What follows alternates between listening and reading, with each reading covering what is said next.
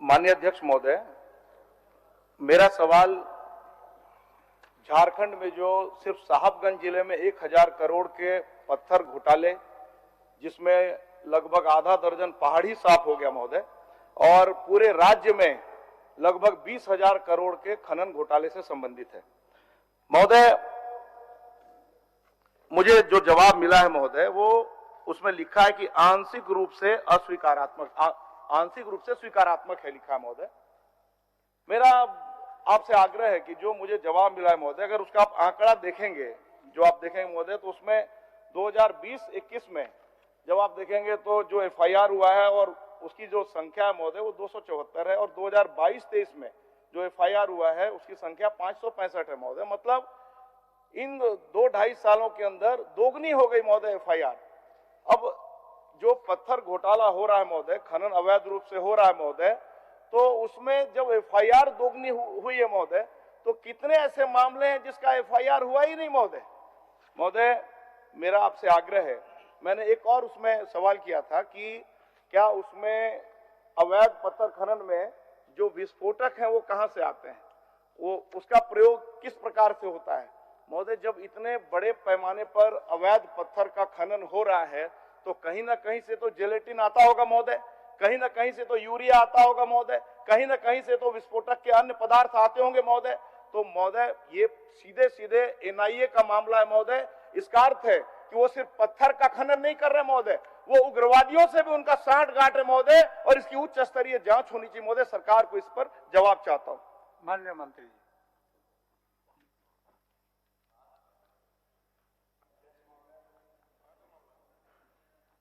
हम मूल प्रश्न में आते हैं अध्यक्ष महोदय। नहीं, पूरक जो है महोदय, मूल प्रश्न से ही आता है महोदय।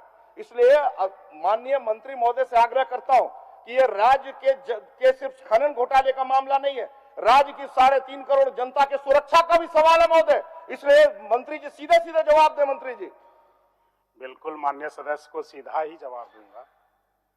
और एक अध्यक्ष महोदय, सबसे पहली बात परसेप्शंस। एक दिन पहले इनका सवाल आया था, सीबीआई जांच की मांग कर रहे थे, आज आया तो एनआईए का बात कर रहे हैं। तो बड़ी बड़ी बातों में, लेकिन आंकड़े जो हैं उसको तो आप जुटला नहीं सकते।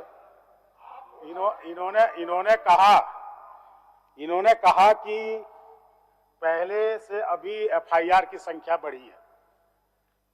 अध्यक्ष महोदय, जो उद्योग चल रहा है शुरू से चल रहा है, अब उसमें कुछ वैध है कुछ अवैध है।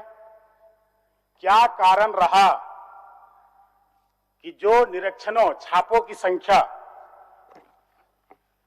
जब उनकी सरकार थी 2019 में जो निरीक्षण किया गया अध्यक्ष महोदय, वो 1110 टोटल निरीक्षण किया गया अध्यक्ष महोदय।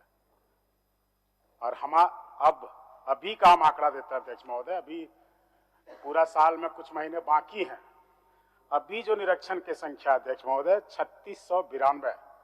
आंकड़े को देखिएगा अध्यक्ष महोदय, लगभग 3 गुना ज्यादा छापे मारे गए, और उसके फलस्वरूप जो अवैध पाया गया उस पर एफआईआर किया गया अध्यक्ष महोदय। और जिस राजस्व घाटा की ये बात करते हैं उसका भी आंकड़ा राज्य को जानना चाहिए कि सरकारें उनकी भी थी, हमारी भी है। सिर्फ 3 साल का डाटा लूंगा, 16-17, 17-18, 18-19, 20-21, 21-22, 22-23, देख लीजिए अध्यक्ष महोदय, पूरे राज्य का आंकड़ा देख लीजिए। आंकड़ों में उलझा रहे हैं महोदय। सुन लीजिए मंत्री जी जवाब दे रहे हैं, सुन लीजिए, फिर आप पूरक पूछिएगा, चलिए बोलिए। माइंस वही है अध्यक्ष महोदय, सिर्फ संचालन करता राज्य के मुखिया बदले, सिस्टम को गवर्न करने के तरीके बदले अध्यक्ष महोदय। जब हम 19, 17, 18 में थे अध्यक्ष महोदय, या 16, 17 ही ले लेते हैं, लक्ष्य हमने निर्धारित किया था 7,050 करोड़ का। राजस्व की प्राप्तियां होती है 4120।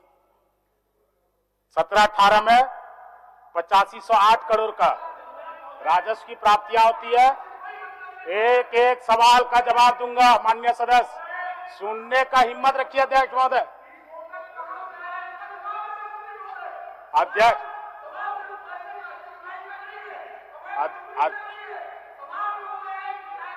मैं बेन जी, मान्य सर,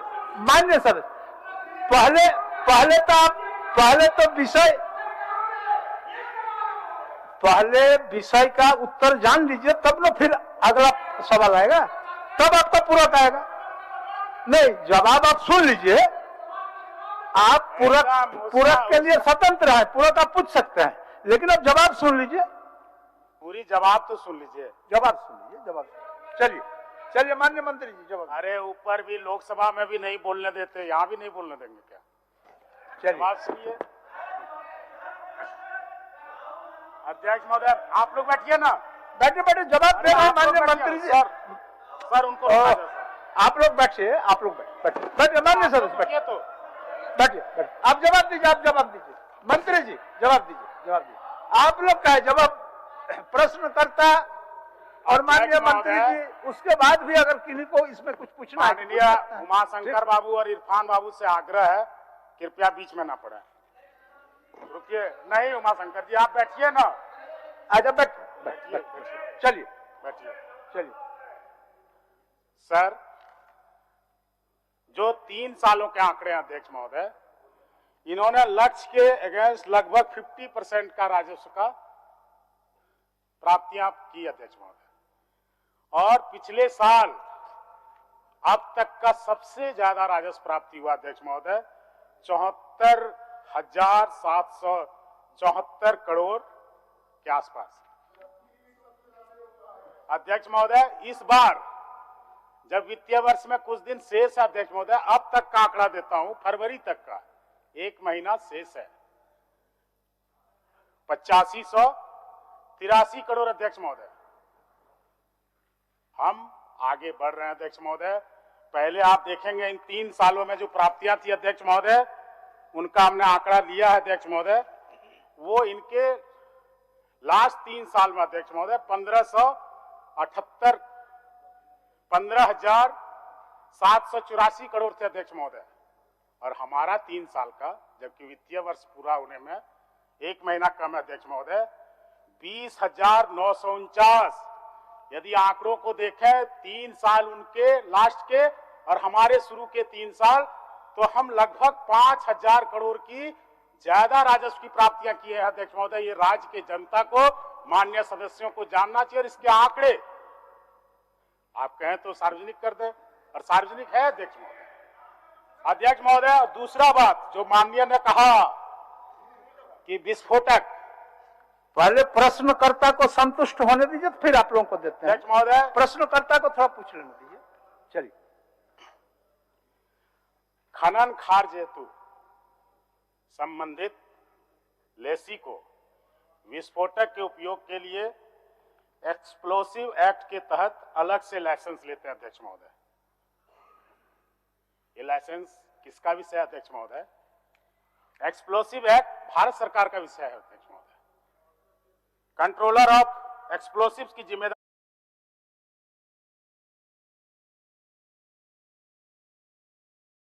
होती है कि ऐसे एक्सप्लोसिव पर नियंत्रण रखे अध्यक्ष महोदय। अध्यक्ष महोदय, एफआईआर में यदि एक्सप्लोसिव का गलत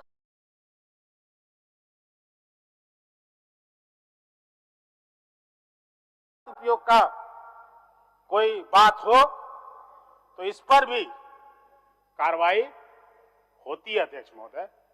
तो एक्सप्लोसिव जो देते हैं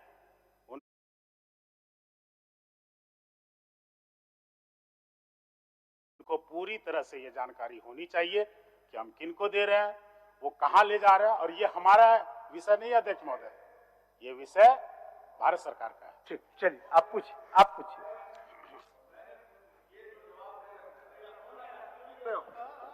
दो इसको भाई, लाइन तो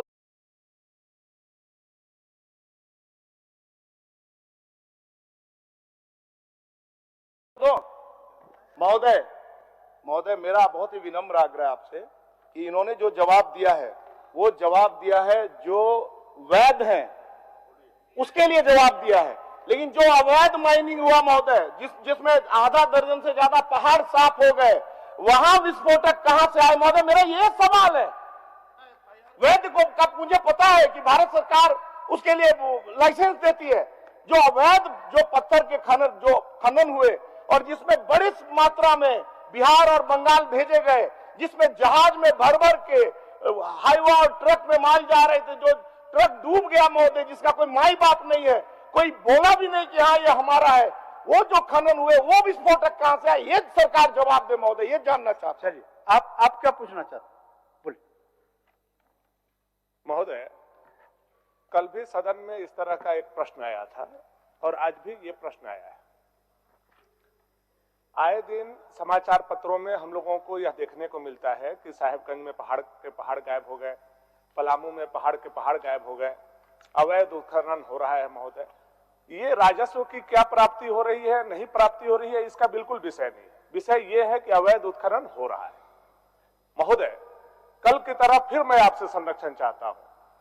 आप जिस कुर्सी पर विराजमान है महोदय, उसमें जुडिशियरी पावर भी, न्यायिक पावर भी है। अभी तक आसन पर विराजमान होने के बाद अभी तक इसका इस्तेमाल आपने नहीं किया है महोदय। मैं बड़े ही विनम्रता से आपसे आग्रह करता हूं महोदय कि अवैध खनन के मामला में विधानसभा की एक कमेटी बना दी जाए महोदय, और इसका आपके सत्ता पक्ष के भी लोग रहेंगे महोदय, विपक्ष के भी, जिसका सदस्य को आप बनाना चाहे आप बनाएंगे महोदय। मैं बोल दे रहा हूं, उसके बाद बोल लीजिए सुदीप भैया। हम समझ रहे हैं सबसे ज्यादा तकलीफ आप ही को हो रही होगी महोदय। थोड़ा सा अपने पावर का इस्तेमाल किया जाए महोदय, ये राज्य के बहुत बड़ा विषय है महोदय, और आपका संरक्षण इस राज्य को आज चाहिए। आज 3.5 करोड़ जनता आपको भी देख रही है महोदय। हाई कोर्ट के जज को हम नहीं देख पाते हैं, लेकिन आपको हम लोग देख रहे हैं महोदय, आपसे सवाल कर पाते हैं। ये हम लोगों को स्वतंत्रता, ये हम लोगों का अधिकार है। इसलिए आपसे आग्रह है महोदय, एक विधानसभा की कमेटी बना करके ये अवैध उत्खनन का जांच कराया जाए महोदय। पलामू में भी कई पहाड़ गायब हो गए महोदय, आपको भी ये अवैध उत्खनन का जांच हो। पलामू में भी कई पहाड़ गायब हो गए महोदय, साहेबगंज के रोज हम लोग पढ़ते हैं महोदय। ये झारखंड में हो क्या रहा है महोदय? और ऐसा अगर होता रहेगा और हम लोग आंख पर आंख पट्टी बांध करके बैठे रहेंगे महोदय, तो हम लोग सदन में इसलिए नहीं आए हैं महोदय। इसलिए आपसे नम्रता पूर्वक आग्रह है, हाथ जोड़ करके आग्रह है, विनती है महोदय, आप न्याय कीजिए और विधानसभा का कमेटी बनाइए। यही मैं आप। सुदीप जी, आप क्या बोलना चाहते हैं? तो मान्यवर मंत्री जी ने बड़े स्पष्ट आंकड़ों से यह दर्शा दिया कि पहाड़ों के गायब होने की जो रफ्तार थी वो इनके शासनकाल में क्या थी। 3 वर्ष का आंकड़ा दिया, 3 वर्ष का आंकड़ा भी मिला। अब जिस जेपीसी की बात ये कर रहे हैं, जिस संयुक्त संसदीय समिति की बात ये कर रहे हैं, देश की संसद नहीं चल रही है। जिस लोकतांत्रिक व्यवस्था और आसन की गरिमा की बात कर रहे हैं, ज्वाइंट पार्लियामेंट्री कमेटी देश में नहीं बन रही है, जहां लोकतंत्र खतरे में नहीं है मान्यवर। ये जितना भी प्रश्न है, ये प्रश्न इसी तरीके से किया जा रहा है कि कहीं ना कहीं ये चीजें नैरेटिव सेट किया जाए। जब आंकड़े बताते हैं कि एफआईआर दुगनी है, जब आंकड़े बताते हैं कि राजस्व बढ़कर आया है, तो फिर ये भ्रम की स्थिति बनाने की जरूरत है। और उनको दीजिए, उनको मनीष जी क्या बोलते? मनीष जी, अध्यक्ष महोदय, मनीष जी, भानु जी, मनीष जी, अगर मंत्री जी का हृदय बहुत साफ है अध्यक्ष महोदय, तो एक बात की घोषणा कर दें कि आज जहां पर भी माइनिंग हुआ है वहां पर माइनिंग दिखता है। आजकल एरियल सर्वे का सुविधा उपलब्ध है। भारत सरकार ने कई चीजों में, आयरन ओर में, कोल में ये किया है, जहां पर एरियल सर्वे करा करके लोगों पे पेनल्टी किया है। अगर आपका हृदय क्लियर है, आपने राजस्व का आंकड़ा दिया, राजस्व का आंकड़ा कोयला का है, पत्थर का है, बालू का है, इसका सेग्रीगेशन नहीं है। हमारा आरोप है कि पत्थर आपने चोरी करवाया है। अगर आपका हृदय क्लियर है तो आप एरियल सर्वे का ऑर्डर करिए, दूध का दूध और पानी का पानी हो जाएगा मंत्री जी। अगर आपका हिम्मत है तो आगे बढ़िए।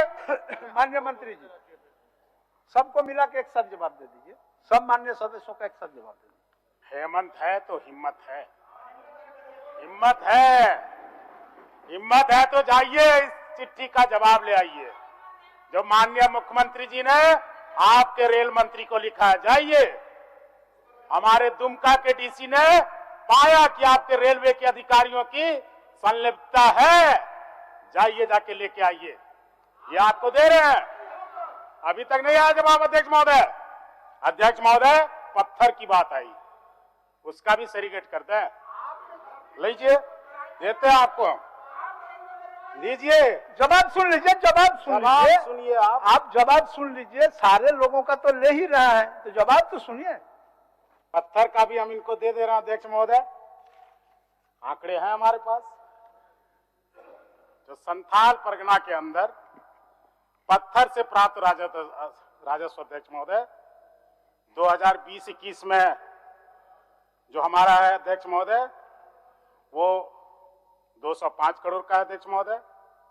फिर 21-22 में 205 करोड़ का अध्यक्ष महोदय, 22-23 में 330 करोड़ का अध्यक्ष महोदय। और ज्यादा बोलेंगे तो अभी कुछ समय दिया जाए अध्यक्ष महोदय, पिछले 3 साल में पत्थर का उनके कार्यकाल में क्या था वो भी डिफरेंस आ जाएगा अध्यक्ष महोदय। हमने लगातार राजस्व में प्राप्तियां बढ़ोतरी की है अध्यक्ष महोदय। अब अंतिम मान्य प्रश्न करता महोदय, आप बोलना चाहते हैं कुछ बोलना चाहते हैं? पूछिए। अब सब आदमी पूरा पूछिएगा तो फिर कल जैसा हमारा स्थिति हो जाएगा। मान्य सदस्य कल जैसा स्थिति किए, कोई मान्य सदस्य उनको समझा नहीं पाए और आसन पर असंतुष्ट होकर के चले गए। यही सबसे बड़ा कारण है कि सब प्रश्न में प्रश्न तो लाते नहीं है, कोई प्रश्न लाते हैं तो उनको पूछना नहीं देता है, भटका देता है। यही विषय है, समाधान हो नहीं पाते। बोलिए बोलिए सर, बोलिए। महोदय, माननीय मंत्री जी ने बताया है कि अवैध परिवहन में, अवैध खनन में कितना वाहन पकड़ा है, कितना दंड दिया है। मैं माननीय मंत्री से इतना ही जानना चाहता हूं कि अवैध खनन से जो वहां पर्यावरण को क्षति हो रही है, उसके बारे में एनजीटी में 3-4 मुकदमे दायर हैं। क्या माननीय मंत्री जी बताएंगे कि 15 मार्च को, अभी 15 मार्च बीते, 15 मार्च को एनजीटी का एक फैसला आया है जिसमें उसने कहा है कि राज्य सरकार वहां जो अराजकता है उसको रोकने में विफल हो गई है, फेल हो गई है।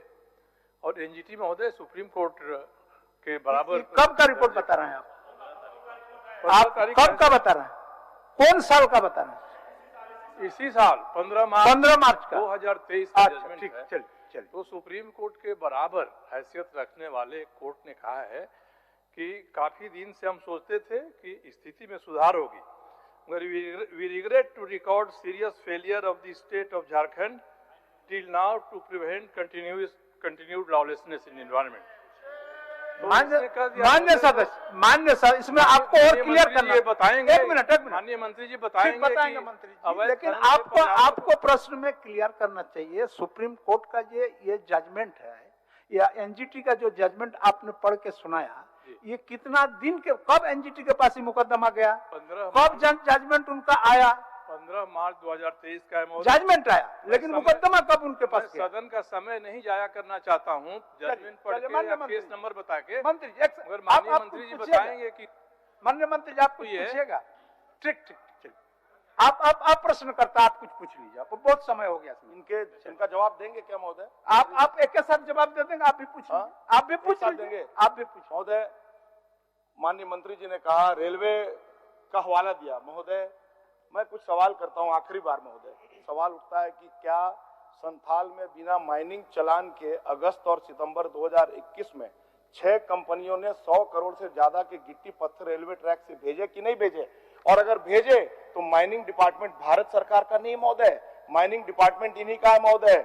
वो उस चोर माइनिंग अधिकारी के खिलाफ आपने क्या कार्रवाई किया, ये जानना चाहता हूँ। किसका संरक्षण प्राप्त है, ये जानना चाहता हूँ महोदय। महोदय अभी सुन लीजिए महोदय, इनका आंख कान खोलना चाहता हूँ महोदय।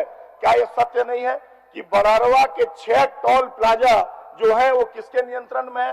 माननीय मुख्यमंत्री जी के प्रतिनिधि पंकज मिश्रा के नियंत्रण में। महोदय, अगला सवाल, साहबगंज के गंगा नदी पर खुद का मालवाहक जहाज जिसने बिहार और बंगाल तक पत्थर का अवैध परिवहन किया, किसका है महोदय?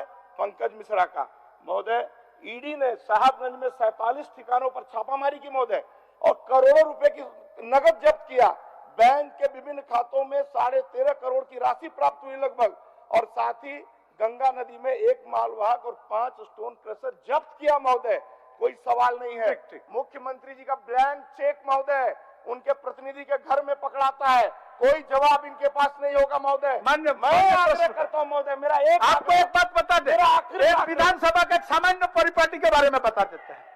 जब आप माननीय विधायक हैं, तो सामान्यतया जो इस सदन के सदस्य नहीं होते हैं उनके बारे में, और जब कोई भी विवाद किसी दूसरे न्यायालय में या दूसरे जगह में किसी बात चलता है तो उस पर भी चर्चा करना बहुत उचित नहीं है। महोदय जब वो है किसी विचाराधीन है, एक बात तो उसको महोदय, इंतजार करना महोदय, चाहिए। चलिए महोदय, मंत्री। एक आखिरी जो है महोदय कंडिका नंबर 3 में मेरे प्रश्न को अस्वीकारात्मक कर दिया।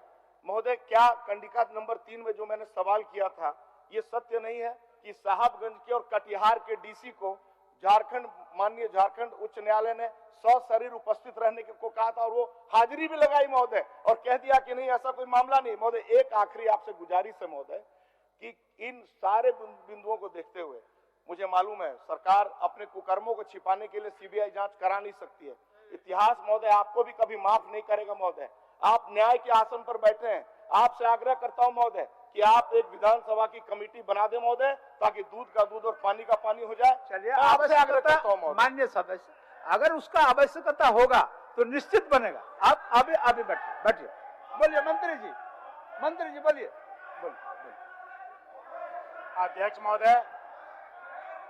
अध्यक्ष महोदय बैठिए ना। सारा तथ्य आप हमारे पास भेज दीजिए, सारा कागज आप हमारे पास भेज।